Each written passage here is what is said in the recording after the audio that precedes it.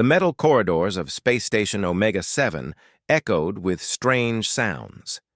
Clicks, hisses, and growls from dozens of alien species filled the air. Corporal Taemin Park walked through the crowd, his boots making soft sounds on the floor. Behind him, on a short leash, walked Haru. The Belgian Malinois had tan fur and alert dark eyes that watched everything.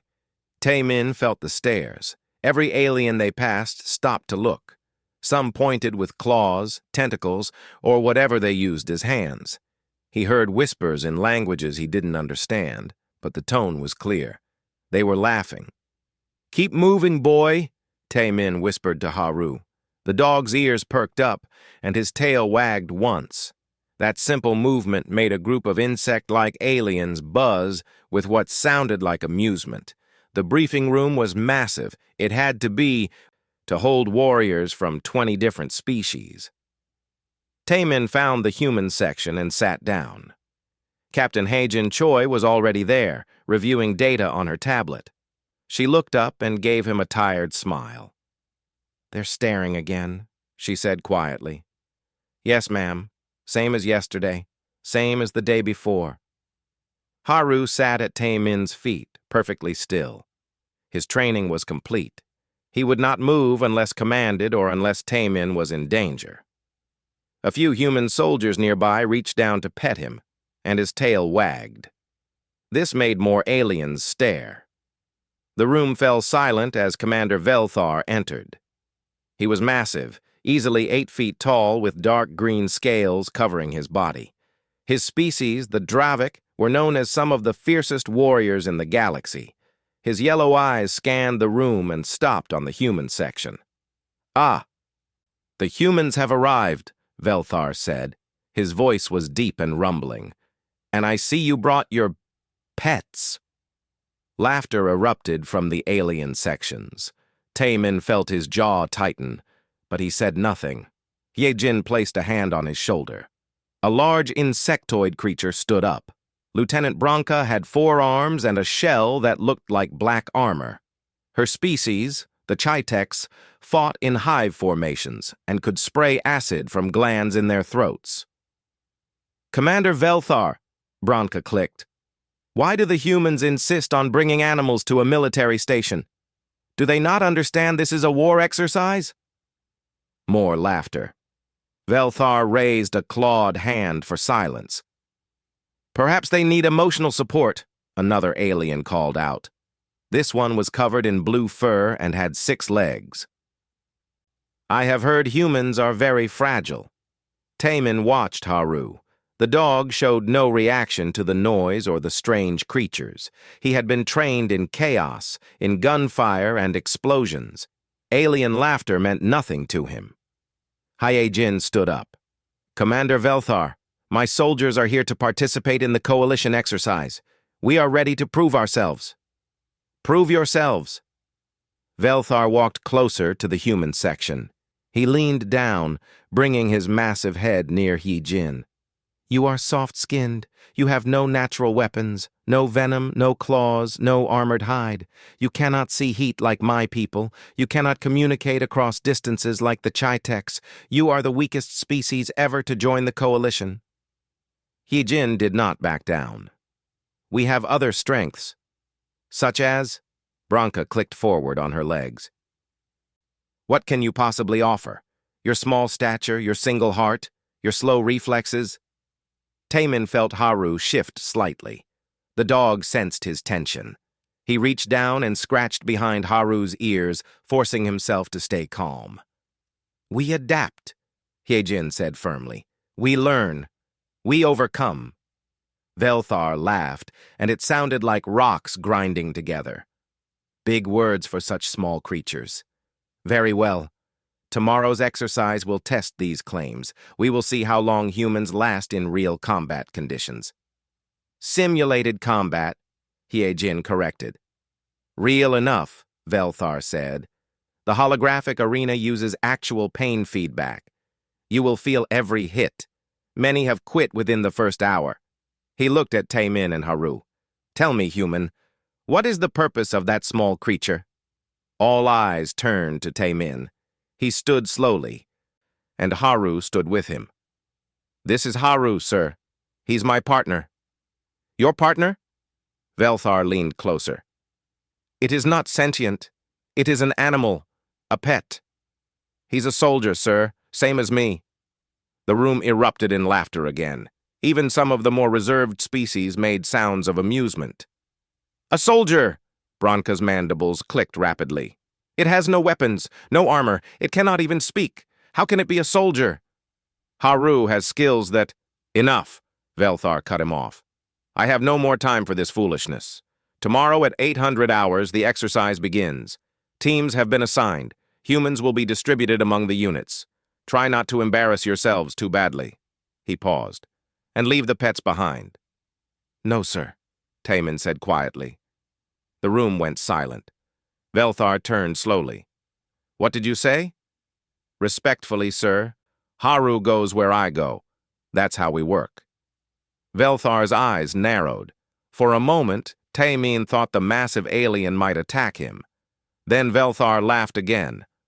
"Very well. Bring your animal. When it runs away crying, we will all see what human weakness looks like." He turned to address the entire room. "I am placing bets that humans will fail the exercise within 1 hour. Any takers?"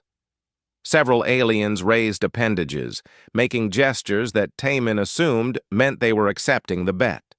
The briefing continued with technical details about the exercise. The holographic arena would simulate a hostile planet with extreme terrain. Teams would need to complete objectives while fighting an opposing force. Victory conditions were complex, but it basically came down to tactical success and survival. After the briefing, the human squad gathered in their quarters. There were 12 human soldiers on the station, all carefully selected for their skills. Sergeant Dongwoo Kim, an explosives expert, sat cleaning his weapons. Private Ji-Woo Lee, their medic, was checking her supplies. "They really hate us," Dongwoo said. "They don't hate us," Hae-Jin replied. "They just don't respect us. Yet." "Same thing in combat," Ji-Woo muttered.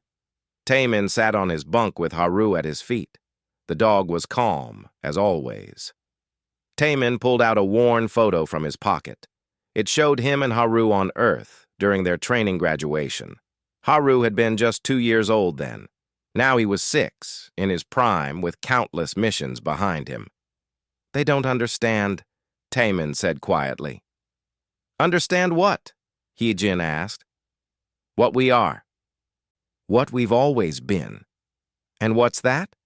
Taemin looked at Haru, and the dog looked back at him with complete trust. "Partners. Humans have never fought alone, not for 40,000 years. Hae-Jin smiled.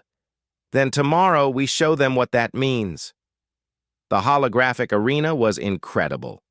Taemin stood at the entrance and felt his stomach drop. The technology created a completely real environment. Down to the smell of alien plants and the heat from twin suns overhead, the landscape before him looked like hell itself. Red rocks jutted from cracked earth. Deep canyons split the ground like wounds. In the distance, mountains smoked with volcanic activity. "Welcome to Krath 9, a mechanical voice announced. "This arena simulates one of the most hostile planets in known space. Temperature, 43 degrees Celsius. Atmosphere, breathable but thin. Terrain, extreme. Hazards, multiple. Begin exercise in 60 seconds. Taemin checked his gear one last time. Rifle, ammunition, water, first aid. Haru stood beside him, panting slightly in the heat but alert and ready. The dog wore a special vest with cooling technology and a small camera attached to his collar. "Team 7, report positions." Captain Hae-Jin's voice came through his earpiece. "Taemin, ready. Dongwoo, ready. Ji-Woo, ready." 2 alien voices followed. Taemin looked at his assigned teammates. One was a Dravic warrior, smaller than Velthar but still massive compared to humans. The other was a species he hadn't seen before, something that looked like a walking pile of rocks with glowing blue eyes. "I am Korval," the Dravic said, not looking at Tae-min. "Try not to slow me down, human." The rock creature said nothing, just stared. "Exercise begins now." The team moved forward. Korval took the lead naturally, using his superior strength to climb over obstacles easily. The rock creature followed, seemingly unbothered by the heat or terrain. Tae-min, Dong-woo, and Ji-woo struggled to keep up. Their human bodies weren't designed for this temperature or this gravity, which was slightly higher than Earth's. Haru, however, moved like a shadow. His 4 legs gave him better balance on the rocky ground. His smaller size let him slip through gaps the larger beings had to climb over. They reached their first objective point, a canyon that led to a strategic position. According to the mission briefing, they needed to cross it and set up a defensive position on the other side. "Korval to command," the Dravik spoke into his communicator. "We are approaching the canyon. No enemy contact yet." "Proceed with caution," Hyejin's voice replied. They started down into the canyon. Tae-min didn't like it. The walls were high, the path was narrow, and there were too many places for an ambush. Haru seemed to agree. The dog's ears kept swiveling, picking up sounds Tae-min couldn't hear. That's when the attack came. Energy bolts rained down from the canyon walls. Tae-min threw himself behind a rock as the ground exploded where he had been standing. The pain feedback was real. A bolt grazed his arm and he felt burning agony, even though he knew it was simulated. "Contact! Contact!" Dong-woo shouted. Above them, on both sides of the canyon, enemy forces appeared. Tae-min recognized War Master Throck, the 4-armed alien leading the opposing team. He carried weapons in all 4 hands and his species had natural armor plating. "Humans!" Throck's voice boomed. "You walked right into our trap! Surrender now!" "Never!" Korval roared back. He returned fire with his heavy plasma rifle, but the enemy had superior positions. Every time the team tried to move, more fire pinned them down. Ji-woo crawled to Tae-min's position. "We're sitting ducks here. We need to retreat." "Agreed," the rock creature said, its first words. "This position is untenable." "Korval!" Tae-min called out. "We fight!" the Dravik insisted. "Retreat is for cowards!" More energy bolts struck near them. Tae-min saw his shields were already at 60%. The pain feedback made every near miss feel like actual fire on his skin. "This is foolish," Korval finally admitted. "Team 7 to command. We are pinned down in the canyon, requesting support." "Negative, Team 7, Hyejin responded. "All other teams are engaged. You need to extract yourselves." "How?" Dong-woo asked. "They have the high ground and better weapons." Throck's voice came over the general channel, meant for everyone to hear. "Is this the best humans can do? You have lasted 11 minutes. I expected at least 15. His laughter echoed through the canyon. Tae-min looked at Haru. The dog was pressed against the rock, completely calm despite the chaos. His eyes met Tae-min's, waiting for orders. An idea formed.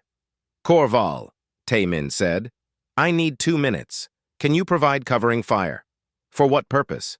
"Trust me." "Trust?" Korval laughed bitterly. "I do not trust humans. But I see no other option. 2 minutes." Korval and the rock creature began firing steadily at the canyon walls. It wouldn't hit much, but it would keep enemy heads down. Dong-woo joined them, his shots precise and measured. Tae-min unclipped Haru's leash. He knelt down and looked into the dog's eyes. "Haru," he whispered. "Scout." The dog's ears perked up. This was a command he knew well. "Find them, boy. Quiet. Scout and return." Haru's tail wagged once. Then he was gone, moving low and fast across the canyon floor. His tan fur blended with the red rocks. Within seconds, Tae-min couldn't see him anymore. "What did you just do?" Korval demanded. "Did you send your pet away?" "He's scouting." "Scouting? It is an animal. It cannot communicate enemy positions." Taemin didn't answer. He waited, watching his tactical display. The small camera on Haru's vest sent back images. The dog moved through the canyon like smoke, completely silent. Enemy sensors didn't detect him. He was too small, too low-tech. Just a biological creature moving naturally through terrain. Haru reached the canyon wall and started climbing. His claws found holds in the rock that would be impossible for a human. Up he went, toward the enemy positions.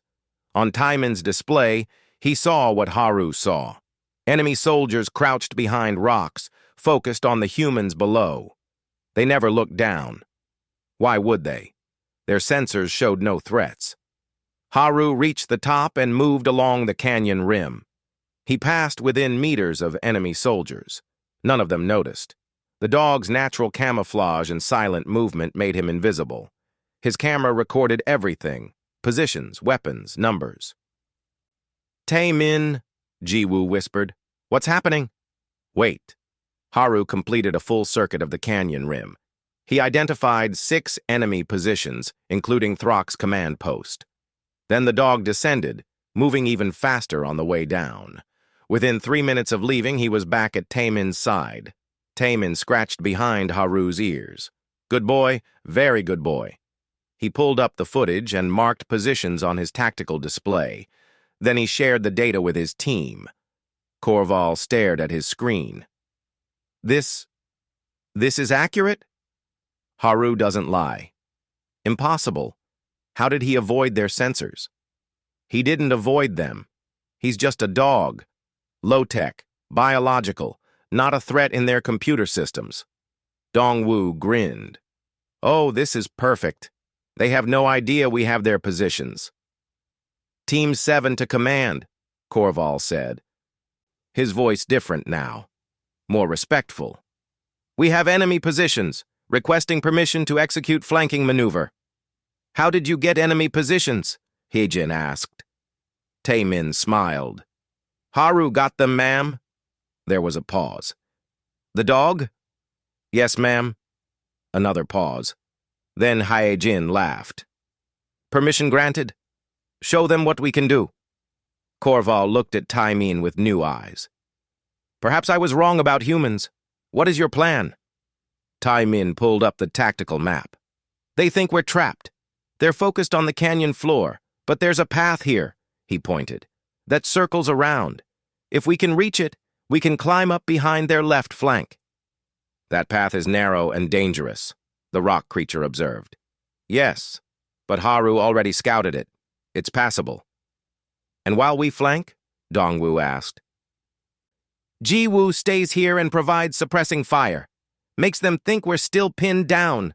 When we hit their flank, they'll be caught between 2 fires." Korval's scales rippled in what might have been approval. "This could work. I apologize, human. I underestimated you." "You underestimated him," Taemin said, nodding at Haru. "The small warrior," Korval said softly. "Yes, I see now." They moved quickly. Jiwoo kept firing, making it sound like the whole team was still pinned down. Meanwhile, Taemin, Korval, Dongwoo, and the rock creature slipped away through the path Haru had scouted. It was treacherous. Loose rocks shifted under their feet. One wrong step meant a long fall. But they had Haru's camera footage. They knew every stable foothold. Above them, they heard Throck's voice. "They are weakening. Prepare to advance and capture them. An easy victory." Taemin reached the top of the canyon wall, behind the enemy's left flank. He raised his rifle. "Now," he whispered. 4 weapons opened fire at once. The enemy never saw it coming. Taemin's first shots hit 2 of Throck's soldiers before they could even turn around. Korval's heavy plasma rifle took out another. Dongwoo's precise fire disabled their communication equipment. The rock creature simply charged forward, using its massive body as a living tank. Chaos erupted on the canyon rim. Enemy soldiers scrambled to respond to the attack from behind. They had been so focused on the humans trapped below that they never considered a flanking maneuver. Their sensors had shown no movement. Their tactical displays had revealed no threat. They had never accounted for Haru. Impossible! Throck roared. His four arms swung his weapons toward the new threat. How did you get behind us? Taemin didn't answer. He was too busy moving, using the terrain exactly as Haru's footage had shown. Every rock, every depression, every angle of cover. The dog had mapped it all. Below, Jiwoo heard the fire and immediately advanced from the canyon floor. Now the enemy was caught between two attacking forces. Their superior position meant nothing. Their better weapons couldn't fire in two directions at once. Team 7 has broken the ambush. Hyejin's voice came through the comm with clear satisfaction. Excellent work. Within 5 minutes, it was over. Throck and his team were eliminated from the simulation, their suits reading 0 shields and 0 health. They stood frozen as the holographic system registered their defeat. Throck stared at Taemin as the human climbed over the canyon rim with Haru at his side. You used the animal as a scout? I used my partner, Taemin corrected. But how? Our sensors detected nothing. Korval laughed, a deep, rumbling sound. Because you were looking for technology, for weapons and armor and tactical systems. You never thought to look for something as simple as a living creature. It's just an animal, one of Throck's soldiers protested. Haru sat calmly at Taemin's feet, tongue out, panting in the heat. He looked like exactly what the aliens thought he was, a simple pet. Just an animal, Taemin agreed, with a nose that can track scents across 10 kilometers, ears that hear frequencies you can't imagine, eyes that see movement in complete darkness, and a brain that's been working with humans for 40,000 years. The simulation continued. Team 7 pressed their advantage, moving to the next objective. But now something had changed. Korval walked beside Taemin as an equal. The rock creature kept glancing at Haru with what might have been respect. Even Jiwoo and Dongwoo seemed more confident. They reached the second objective, a fortified position that needed to be captured. This time, before anyone could make a plan, Korval turned to Taemin. Can Haru scout this as well? If we need him to. We need him to. Taemin gave the command, and Haru disappeared again. The dog moved through the alien landscape like he had been born there. His camera showed 3 enemy teams converging on the fortification. It was going to be a major battle, but Haru also found something else, an underground passage probably created by the simulation to add complexity. It led directly under the fortification. There, Taemin showed his team. We go under, not over. They completed the objective in half the expected time. Word spread through the exercise. Other teams began to understand that Team 7, the one with the humans, was winning not through strength, but through intelligence gathered by an unexpected source. Commander Velthar watched from the control center, his scaled face impossible to read. Captain Hyejin stood beside him. Your corporal is performing well, Velthar admitted grudgingly. He's doing what he was trained to do. With the animal. With his partner. Velthar was silent for a moment. I do not understand this. Partnership. The creature is not sentient. It cannot speak. It cannot plan or strategize. No, Hyejin agreed. But it can do things we can't. And we learned long ago that working together is better than working alone. My people believe strength is individual. The strongest warrior leads.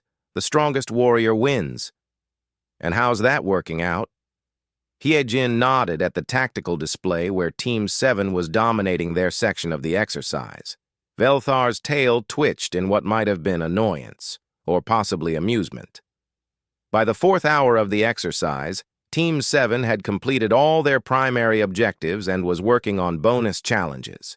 Haru had scouted 17 different enemy positions, found 4 hidden weapon caches, and even detected a trap that would have eliminated the entire team. Other alien soldiers began to ask questions during brief rest periods. How does it know where to go? Lieutenant Bronca asked, her mandibles clicking with curiosity. Taemin was checking Haru's paws, making sure the rough terrain hadn't injured them. I tell him, he understands commands: sit, stay, scout, guard, search, attack. But how does it understand these words? Is there a computer in its brain? No, just training, repetition, reward, and the fact that dogs want to work with humans. It's in their genetics. Genetics? Another alien, this one covered in feathers, leaned closer. You mean your species altered this creature? Not exactly. We formed a partnership thousands of generations ago. Dogs evolved to read human emotions and commands. We evolved to trust them completely. It's called co-evolution. Corval, who had been listening, spoke up. On my world, we have predators, dangerous beasts. We hunt them or avoid them. The idea of working with them is... He paused, searching for the word. Unthinkable. It was probably unthinkable for early humans too, Taemin said. But some human and some wolf decided to try, and it changed both species forever. Wolf? Branka asked. What dogs used to be? Wild predators, dangerous, but also smart and social. They lived in packs, like humans lived in tribes. We understood each other. Jiwoo joined the conversation. Dogs saved human civilization. They helped us hunt. They guarded our children. They warned us of danger. They kept us warm in winter. They carried our supplies. And in return, we fed them and protected them. And loved them, Taemin added, scratching Haru's ears. The dog's tail wagged. Love. Velthar's voice came over the comm. He had been listening. You speak of love for an animal? Yes, sir. This is the human weakness I spoke of. Emotion. Attachment to creatures that cannot even understand you. Taemin looked at Haru. The dog looked back at him with eyes that held complete trust and understanding. With respect, sir, you're wrong. Haru understands me perfectly. Maybe not my words, but my intentions, my emotions. He knows when I'm scared, when I'm confident, when I need him. That's not weakness. That's our strength. The exercise continued into the 6th hour. Team 7 was now in first place. Other teams had started trying to copy their tactics, but without dogs to scout for them, they struggled. The simulation grew harder, with more enemies and more complex objectives. At one point, they were trapped in a building surrounded by hostile forces. No way out. Ammunition running low, shields nearly depleted. Any ideas? Corval asked. For the first time, he was asking humans for leadership. Taemin looked at Haru. One, but it's risky. Tell us. Haru can get out. He's small enough to slip through the drainage system. If we attach a tracking device to him, he can draw enemies away from the east exit. Use him as bait? The rock creature sounded shocked. You would risk your partner? Taemin's jaw tightened. It went against every instinct. Haru trusted him completely. Using that trust to put him in danger felt wrong. But Haru was a soldier, same as any of them. Yes, Taemin said quietly. If it saves the team. He knelt down and attached a small electronic device to Haru's vest. The device would ping enemy sensors, making it look like a full soldier was moving. Haru, he said softly. Out. Evade. Return. The dog licked his hand once. Then he was gone, disappearing into a drainage pipe too small for any of the larger beings. On the tactical display, they watched as Haru's signal moved away from the building. Enemy forces immediately responded, thinking a soldier was trying to escape. They pursued the signal, leaving the east exit less defended. Now! Corval shouted. They burst out of the east exit and fought through the weakened enemy line. Behind them, they could hear confusion as the enemy forces realized they had been chasing something that wasn't even armed. 5 minutes later, Haru appeared at the rally point, tongue out, tail wagging. He had led enemy soldiers on a chase through half the simulation zone before losing them and circling back. Taemin grabbed him and hugged him tightly. Good boy, such a good boy. Corval watched this display of emotion with his head tilted. You truly care for this creature. He's family. Family. Corval tested the word. Perhaps humans understand something we do not. The exercise ended at hour 8. Team 7 had won decisively, completing more objectives than any other team and suffering fewer casualties. As they removed their simulation gear, alien soldiers gathered around them, not to mock this time, to learn. The debriefing room was packed. Every soldier from the exercise had come, along with observers from a dozen other species. They all wanted to understand what had happened. How had the weakest species, the soft-skinned humans, dominated an exercise designed to favor strength and natural weapons? Commander Velthar stood at the front, his expression unreadable. Captain Haye-Jin stood beside him, trying not to smile too much. Taemin sat with his team, Haru lying quietly at his feet. Team 7 achieved a 92% success rate, Velthar announced.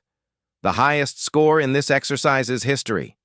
They completed all primary objectives, most secondary objectives, and 3 bonus challenges. Their casualty rate was the lowest of all teams. He paused. This was unexpected. It was the dog, someone called out. They cheated by using an animal. Is there a rule against dogs in combat? Haye-Jin asked calmly. Velthar checked his data pad. No, there is no rule against dogs. Then Team 7 followed all regulations. Lieutenant Branca clicked forward on her legs. But this is unnatural, using a non-sentient creature as a tool. It is not honorable combat. We use technology, Corval spoke up, surprising everyone. Sensors, scanners, computers. These are also tools. How is this different? Because technology does not live. It does not have a will of its own. Neither does Haru have a will of his own, another alien said. He simply obeys commands, like a robot. Taemin felt his temper rise, but before he could speak, a new voice entered the conversation. Actually, that is completely incorrect. Everyone turned. A human woman in a science uniform walked into the room. She was older, with gray hair and kind eyes behind glasses. Dr. Na-Ri Song, the human xenobiologist assigned to the station. Dr. Song, Velthar acknowledged, please enlighten us. Nari walked to the front of the room and activated a holographic display. An image of a wolf appeared, then slowly transformed into various dog breeds. This is the story of humanity's greatest partnership, she began. About 40,000 years ago, humans were not the dominant species on Earth. We were prey as often as we were predators. We were weak compared to the other large animals. We had no fangs, no claws, no armor, no venom. Yes, Branca said. This is why we find it strange that you survived. We survived because we didn't survive alone. These creatures, she pointed to the wolf image, were hunters like us.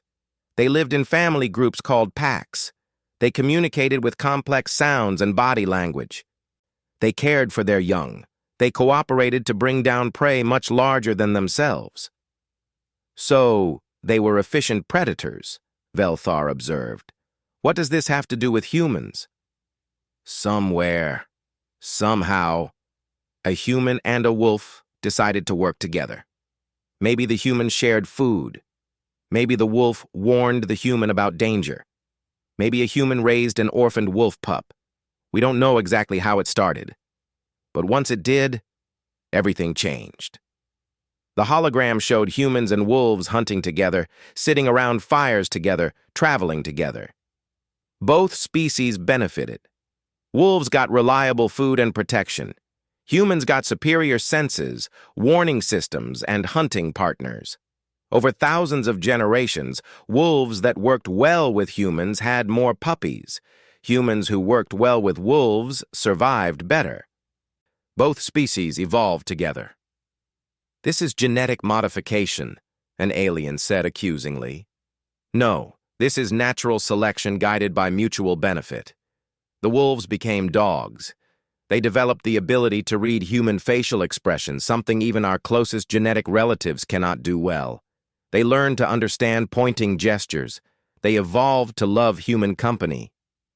Love? Velthar said skeptically. You claim they evolved to love you? Yes. Dogs that loved humans, that wanted to please them, that formed strong emotional bonds, these were the ones that survived and reproduced. It became part of their genetic code. Dogs are literally designed by evolution to be humanity's perfect partner. Dr. Song changed the hologram to show different working dogs through history. Dogs helped us hunt mammoths. They guarded our settlements from predators. They kept our children safe. As humans developed agriculture, dogs herded our livestock. When we built cities, dogs guarded our homes. When we went to war, dogs fought beside us. When we needed to find people in disasters, dogs used their noses to locate survivors. She paused and looked directly at Velthar. Every major achievement in human history involved dogs. They are not tools. They are not pets. They are our partners, our family, our friends. The room was silent.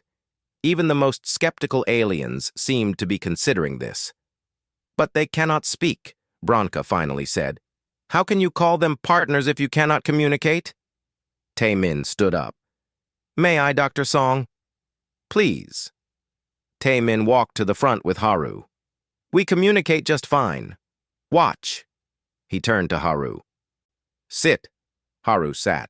Down. Haru laid down. Stay. Haru remained perfectly still as Taemin walked to the other side of the room. He stayed even when Taemin was out of sight. Come. Haru immediately ran to Taemin's side. This is basic obedience. Any dog can learn this, but Haru knows over 300 commands. He can search for explosives, drugs, or people. He can detect medical conditions like low blood sugar or seizures before they happen.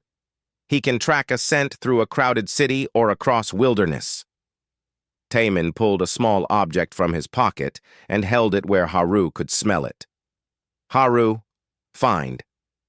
The dog immediately began searching the room. He checked under chairs, around legs, along walls. Within 30 seconds, he sat down in front of Sergeant Dong-Wu and barked once. Dong-Wu laughed and pulled an identical object from his pocket. Yeah, I have it. Good dog. How? An alien breathed. Scent, Taemin explained. Dogs have 300 million scent receptors in their noses. Humans have 6 million. A dog's brain dedicates 40 times more area to analyzing smells than ours does. Haru smelled that object, then found the matching scent in a room full of aliens who probably all smell very strange to him. Dr. Song nodded. This is just one ability. Dogs can hear frequencies 4 times farther away than humans. They can see better in low light. They have superior stamina for their size. And most importantly, they evolved to want to help us. Want to? Velthar challenged. Or are they trained to obey? Both, Taemin said. Yes, Haru is trained, but he also chooses to work. Watch. He unclipped Haru's leash completely. You're free, boy. Go wherever you want. Haru looked at him, then simply sat down at his feet. He could leave, Taemin said softly. But he won't, because to him I'm not his owner. I'm his pack, his family. Leaving me would be like me abandoning my team. It's unthinkable to him. Jiwoo spoke from her seat. I had a dog when I was growing up. She saved my little brother's life.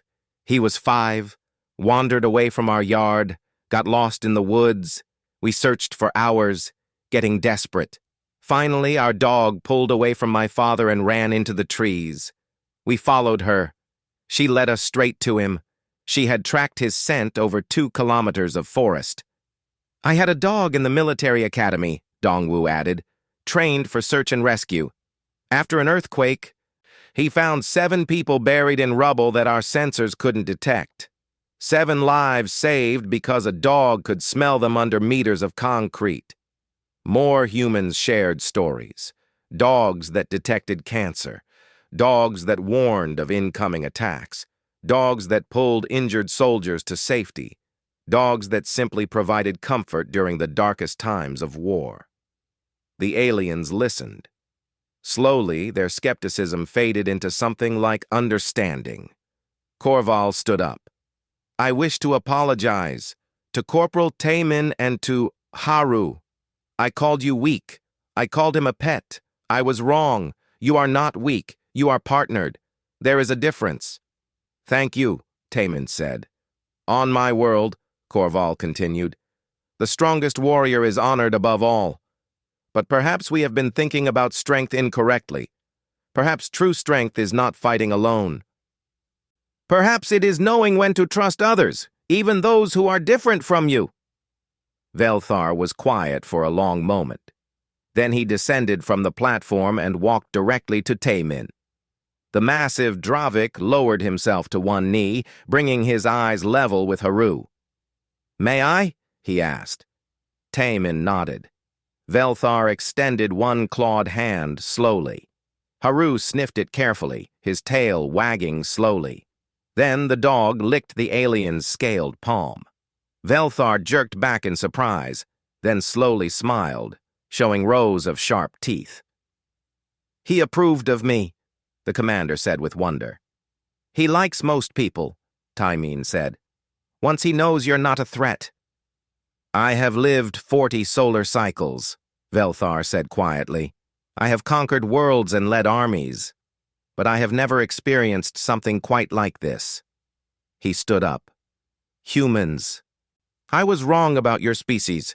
You are not weak. You are different. And perhaps the galaxy needs different." He raised his voice to address the whole room. "From this day forward, human K9 teams will be recognized as full military units. Dogs will receive the same respect as any soldier, and any species interested in learning these tactics is welcome to train with the humans." Several hands, paws, and tentacles raised immediately. Dr. Song smiled. "Humanity didn't conquer Earth through strength. We did it through partnership, through love and loyalty and trust. These are not weaknesses. They are the reason we survived." Taemin looked down at Haru, and the dog looked back with absolute devotion. 40,000 years, Taemin said quietly, and still going strong. 6 months had passed since the exercise on Space Station Omega-7. The galaxy had changed in those months. What started as skepticism about human K9 teams had transformed into genuine respect, and then necessity. The war came suddenly. A hostile force called the Vrax Dominion attacked Coalition space without warning. They were ruthless, numerous, and technologically advanced. Their leader, Warlord Krath, believed the Coalition was weak and divided. He intended to conquer system after system until the entire galaxy belonged to his empire. On the contested border world of Pharaon 3, Coalition forces dug in for what would become a crucial battle. If Pharaon 3 fell, the Vrax would have a direct route to 3 more systems, including one with a major civilian population. General Sung-Ho Yoon commanded the Coalition defense. The elderly human general had fought in Earth's final war before first contact, and he understood one truth above all others. Wars were won not by individual strength, but by working together. His command bunker hummed with activity. Holographic displays showed enemy positions, friendly forces, supply lines, and tactical data. Representatives from 20 species coordinated their forces. "Enemy scouts detected in Sector 7, a Chitex officer reported. "They're probing our eastern defenses." "Send reconnaissance," General Yoon ordered. "Already deployed, sir. K9 teams are moving now." On the battlefield, Corporal Taemin Park moved through the dark forest with Haru at his side. The dog wore advanced armor now, plates that would protect him from energy weapons while still allowing full movement. His vest contained a sophisticated camera system, medical sensors, and communication equipment. Behind them, Commander Velthar followed. The massive Dravik had specifically requested to serve in Taemin's unit. He carried heavy weapons and wore traditional Dravic battle armor, but he had learned to move more quietly, copying the human's stealthy approach. "I smell nothing," Velthar whispered. "My thermal sensors show no heat signatures." "Wait," Tae-Min said softly. Haru's ears had rotated forward. His nose worked the air. Then, with no warning, he froze in a perfect point, one front paw raised, body rigid, staring into the darkness ahead. "Contact!" Tae-Min breathed into his comm. "Haru's got something. 20 meters northeast." "I see nothing," Velthar insisted, checking his scanners again. "Trust him." They waited. 5 seconds. 10. Then movement in the trees. A Vrax scout. Covered in active camouflage that fooled electronic sensors, but it couldn't fool a dog's nose. Haru had smelled the alien scent on the wind. Velthar took the shot. The scout fell, and his active camouflage failed, revealing 3 more scouts behind him. "All units. Enemy scouts in Sector 7, Tae-Min reported. Multiple contacts. Haru detected them through active camo." "Confirmed," General Yoon's voice came back. "Good work. Adjust defensive positions accordingly." This had become the pattern of the war. Vrax technology was superior in many ways, but they had never encountered dogs before. Their stealth systems, designed to fool electronic sensors, were useless against biological noses.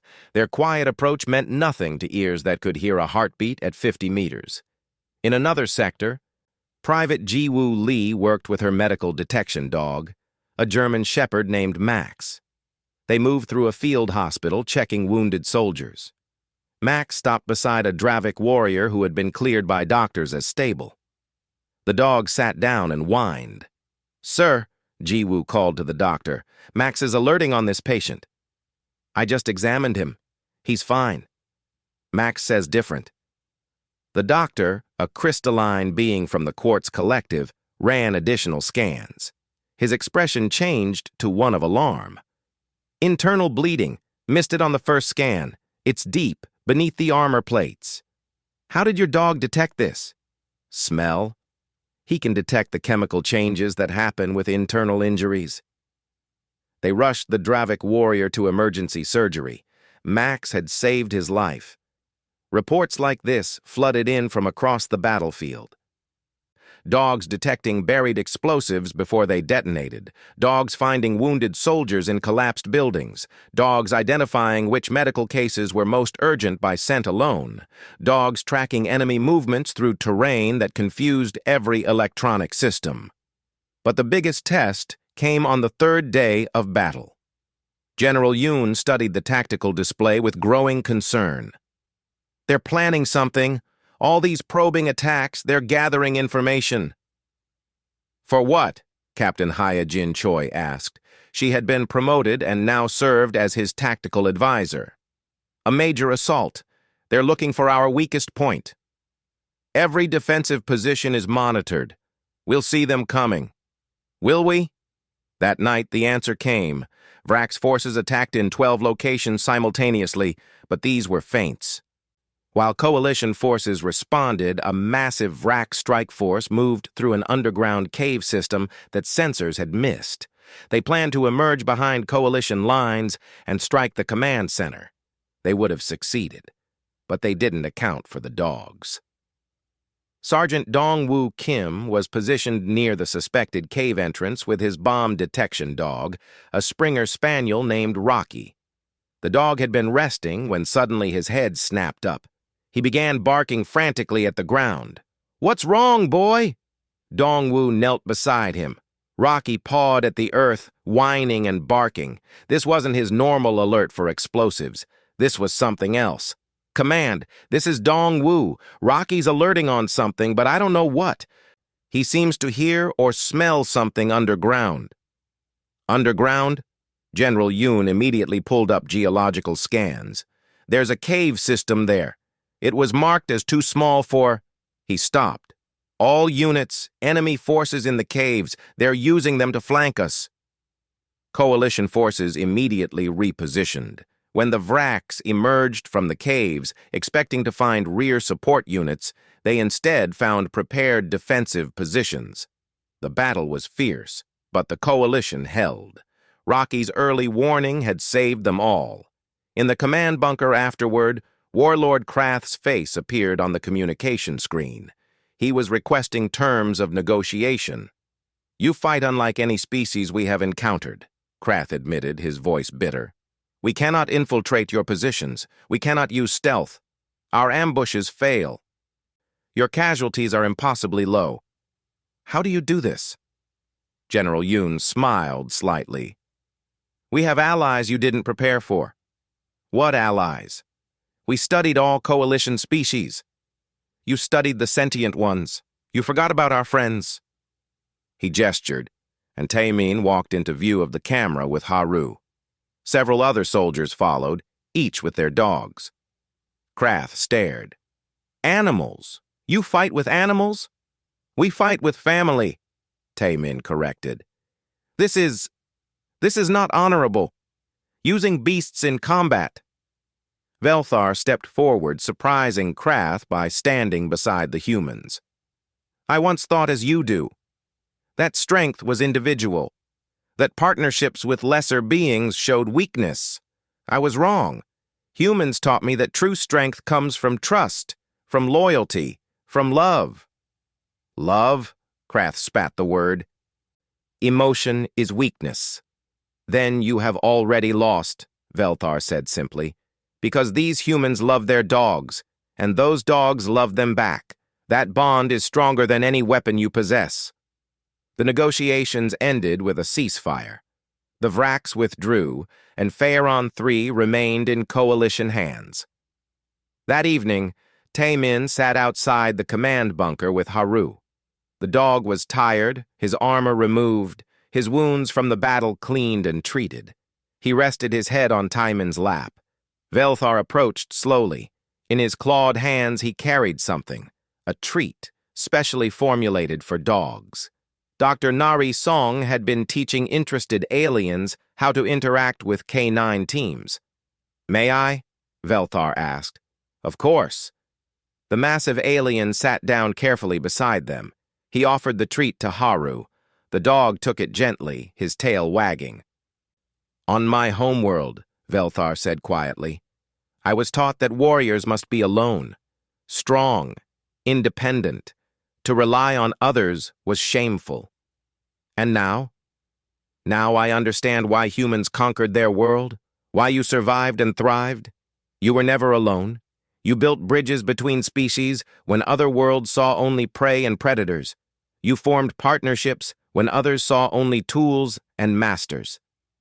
He scratched behind Haru's ears awkwardly. The dog leaned into the touch, and Velthar's expression softened.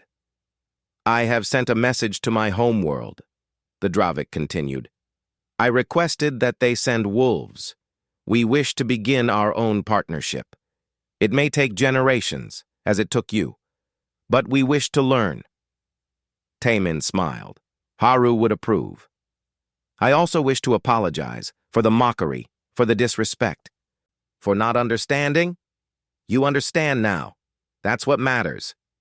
Across the base, other aliens interacted with other dogs, learning their names, offering treats, beginning to understand what humans had known for 40,000 years.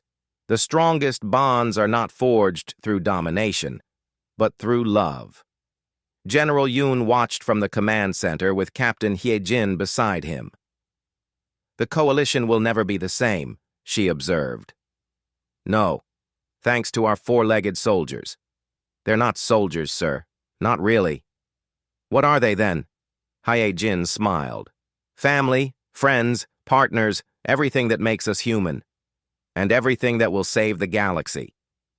Years later, historians would mark the Battle of Phaeron III as the turning point. Not because of the military victory, but because of what came after. Species across the coalition began their own partnerships with dogs and other animals. The Chitex discovered that certain birds could enhance their hive communications. The Crystalline Quartz Collective found that cats helped detect structural flaws in their buildings through vibration sense. But dogs remained special. Dogs that had evolved for 40,000 years alongside humans. Dogs that loved unconditionally. Dogs that fought beside their partners with loyalty that could not be broken. Taemin Park served another 20 years in the Coalition military. Haru eventually retired, living his final years in peace on Earth, honored as a war hero. Taemin got another dog and then another after that. Each one was different, but each one carried that same ancient bond. On his last day of active service, Taemin stood before a memorial. It listed the names of all K9 soldiers who had given their lives in service. Thousands of names, thousands of lives spent protecting those they loved. Velthar stood beside him.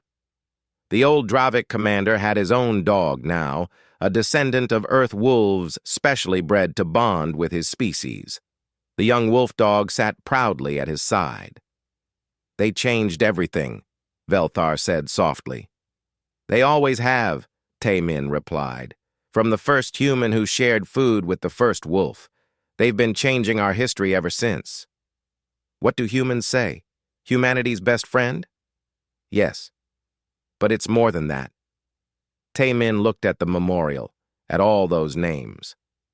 "They're the reason we survived, the reason we thrived, the reason we reached the stars, because we never fought alone. We always had them beside us." 40,000 years, Velthar mused. "And counting." "And counting," Taemin agreed. They stood in silence, two warriors from different worlds, united by a truth that had taken the galaxy too long to learn. Strength was not about size or claws or natural weapons. Strength was about bonds, about trust, about love. Strength was about having a friend who would never leave your side. Somewhere on Earth, a human child met a puppy for the first time. The ancient partnership continued, and the galaxy was better for it. Outside the window, stars stretched endlessly. Earth was somewhere out there, a small blue world that had produced the galaxy's most underestimated species. Tomorrow, Taemin thought, they would learn why humans had survived, why they had thrived, and why you should never, ever underestimate someone who had evolved alongside their best friend.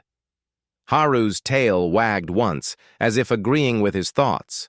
Tomorrow would be interesting.